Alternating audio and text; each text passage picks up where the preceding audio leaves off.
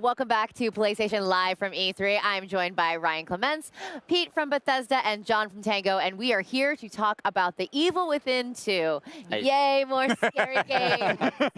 Okay, so Sebastian is back, so give us a little bit of a summary of what people can expect in this game. I mean, The Evil Within 2 starts not long after the events of the first game, and it's basically Sebastian at rock bottom. Since the events of the first game, his life is kind of completely fallen apart. Nobody really believes him and what he says took place in the asylum.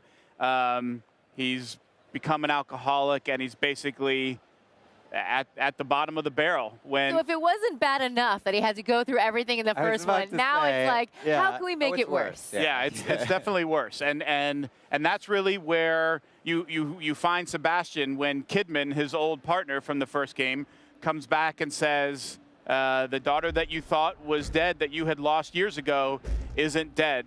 Mobius has her, they're using her, and you need to go in and find her and get her. And it's a redemption story. It's a chance for him to kind of pick himself up and use finding her to start to rebuild his life and put himself back together. It's a lot of lighthearted material. Ryan, it's not that bad. You know, your standard go into a kind of quasi-virtual reality to find the daughter you thought was dead story. You know, lighthearted, nice, few chuckles. It'll be great. Nice family-friendly material. What are some of the lessons you guys and Tango learned from the first Evil Within that you feel like you're bringing in with the sequel? Well, one of the things we saw was we definitely wanted to have a game that focused more on characters, more on story. We put a lot of effort this time. Sebastian is coming back. He's a much more relatable character, and you get to really journey with him from the beginning of the game to the end and see his evolution as a character. And like Pete said, it's a redemption story, so you really get the quality out of there.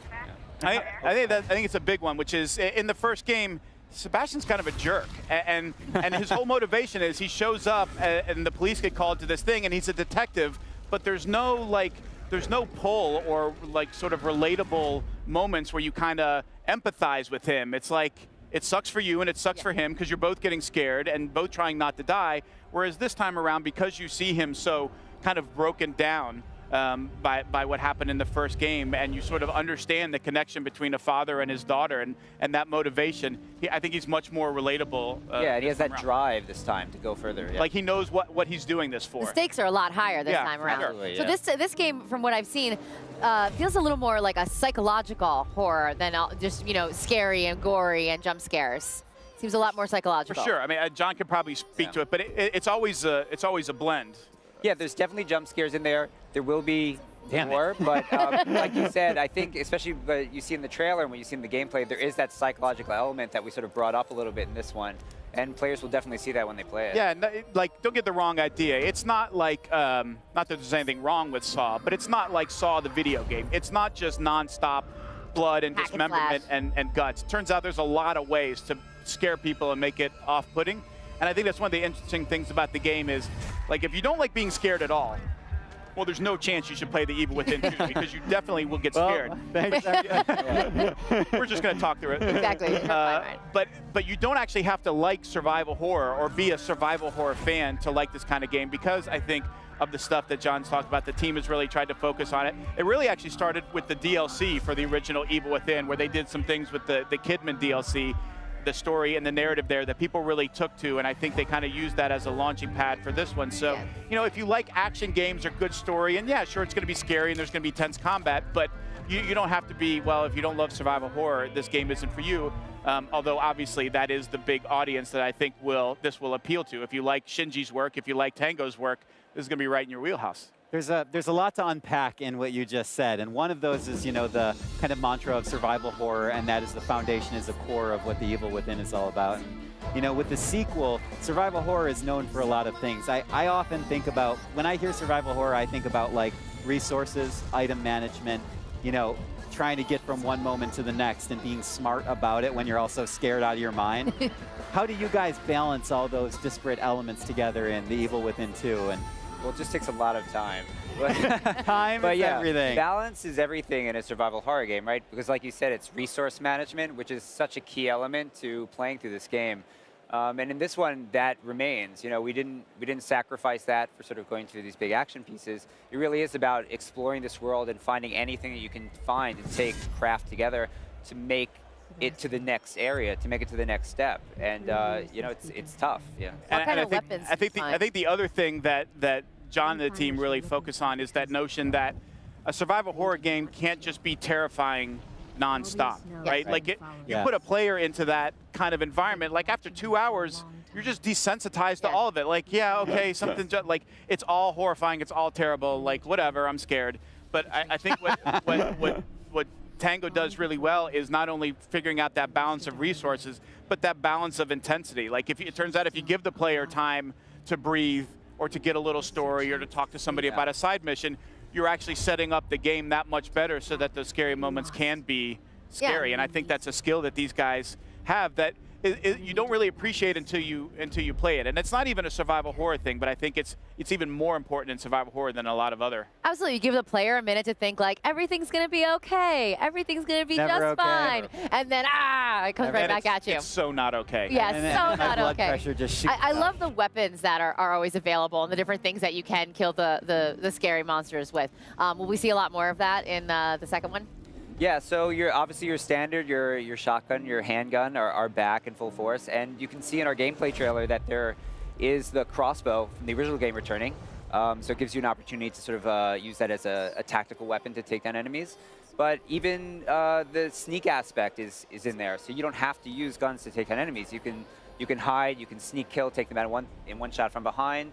So there's lots of options available to you, especially to suit the playstyle that you like to play. Yeah. Good, there's stealth options. So that Good, so you makes can just hide. That makes me feel a little bit better. As the hiding scaredy cat, I'm glad you're Yes, catering. you can hide. Hiding scaredy cat mode is available. Okay, it's like normal, hard, but then if you go all the way to the top, it's hiding scaredy cat. I know you guys probably get asked this a lot, but you know, I feel like there's a lot of cyclical elements to how the East and West do horror and how they kind of have learned from each other over time.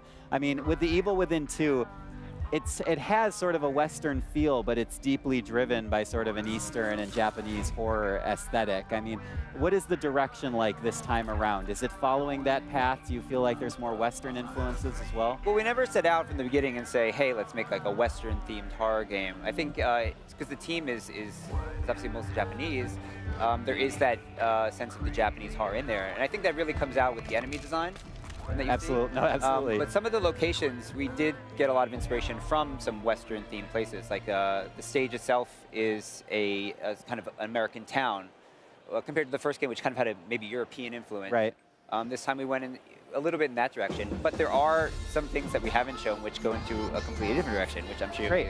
More crazy horror that I can't stand. Yeah. Well, and how do you guys come up with new ways to scare people over and over? You know, because you know it's a sequel. We've already kind of seen like, oh no, he's going to jump out of here or there.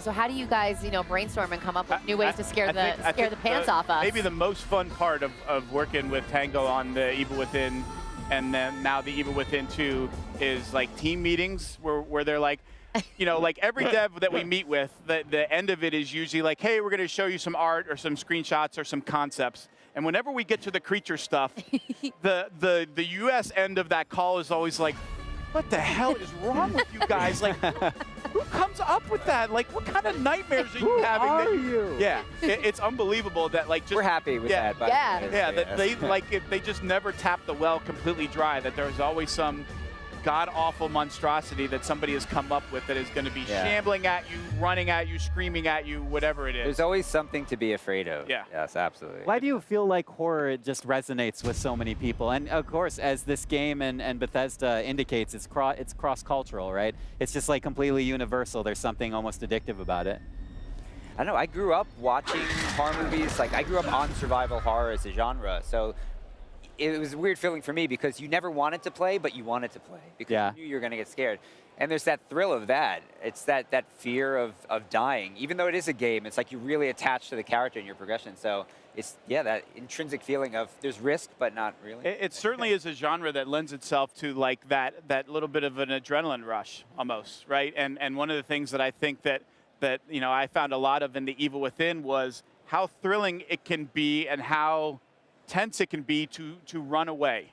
Like, when you have something that's chasing you and, like, I'm not going to shoot it. There's no weak points for me to take out. I don't have, like, some big chain gun to kill this. I just have to run away and not die. And you get to the end of that hallway, or you get away from that thing, you go crashing through a door, and you realize, like, oh, my God, I didn't die. Like, that was intense. And all you actually did was run away. Like, you didn't actually, like, damage it, do anything to it, outsmart it. You just ran. But, like, when you finish that moment, you have this, your pulse is going and your heart's beating like, wow, that was intense. Like, holy cow, and it's almost like a little bit of a drug. You're like, all right, okay. All right, I think I'm ready to do it again. And you get that feeling again, and sort of pacing those out, I think is to John's point, like that's what's fun about horror in general and with video games in specific, is that like doing very little can be such an intense experience and give you a feeling that you can't necessarily get in a shooter or an RPG or in other things the same way. Yeah, like in a game like this, probably the scariest thing is just like a closed door. Yeah. Because you don't know what's there, and you know you have to go in there, and you know probably something bad is waiting, but you don't know. But that anticipation there is that thrill, that adrenaline rush. Yeah, and you know, John was talking about like the time that they need to iterate and to work on stuff. I will tell you the thing they need no practice on is the speed with which Sebastian opens a door. Like, they have found the most unsettling formula for the speed at which it opens and the crack, and every single time it's like, oh no. You have that sort of like at the movies, right? Like, don't go in the door, get out of the house, what are you doing? Like, the way they have Sebastian open doors, and like, it hasn't really changed since the first game. It's the most unsettling speed and camera perspective I've ever seen in a game. At this point, he should just you know, just take it right down. Yeah. I have a quick suggestion before we close up the segment, okay? At some point, you should just disable the pause feature in the game during a big scare moment, and that way the person can't hide behind a pause menu. That's a good idea. So you can take that right back to the studio. That's free. You can take it. And don't do that to the normal mode. Okay, yeah. Do it for like super difficult. But I No need pausing, pause, John, nothing. You know this. Nothing's in there, yeah. No, I think it's so great. I think we all play, you know, video games for the interactivity of it, and there's such a visceral response that you get from horror. And you know, when your heart starts to race, and you actually have the reaction to that game, and you guys do that so well. So thank you so much for coming and sharing Evil Within. Thanks for having us. Yeah. Oh, it's our pleasure. Really awesome. All right, guys, Evil Within 2, definitely stay tuned to the PlayStation blog. We'll have a lot more about that coming out. It's October 13th, right? Is that what we're saying? Friday the 13th of Friday the October. 13th. Yes. So you planned that one out. It turned out pretty well. Perfect. All right, well, stick around. We've got a lot more from PlayStation live at E3. PlayStation